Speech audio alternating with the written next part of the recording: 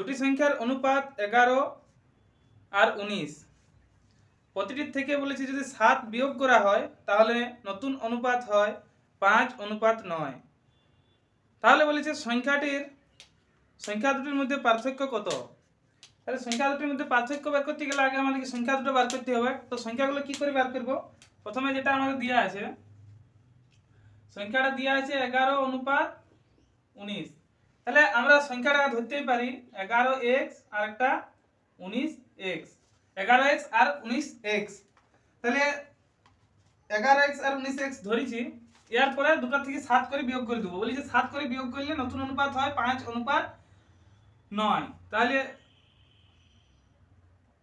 11x - 7 by 19x - 7, দুটোর থেকে 7 বিয়োগ করে দিয়েছি। এরপরে বলি যে বিয়োগ করার পরে যে নতুন অনুপাতটা হয় সেটা হয় 5:9। এটা ক্যালকুলেশন করলে কি হবে? এটা ক্যালকুলেশন করলে হবে 99x, এটার সঙ্গে এটা গুণ হবে, এটার সঙ্গে এটা গুণ হবে, কোনাকুনি গুণ হয়। তাহলে 9 11 99x - 7 9 63 সমান এদিকে হয়ে যাবে 19 5 95x মাইনাস হয়ে যাবে 5 7 35। 99x আর 95x এ বিয়োগ করলে হচ্ছে 4x, 4x সমান হয়ে যাবে 63 আর 35 এ বিয়োগ করলে হয়ে যাবে 28। তাহলে x সমান কত হচ্ছে না, x সমান হচ্ছে 7। তাহলে আমরা x সমান যেহেতু পাই গেছি 7, তাহলে ইয়াতে মানগুলো আমি এখানে বার করে নেব। 11x আছে, তাহলে 11 এর সঙ্গে 7 গুণ করলে কত হয় 77 হয়।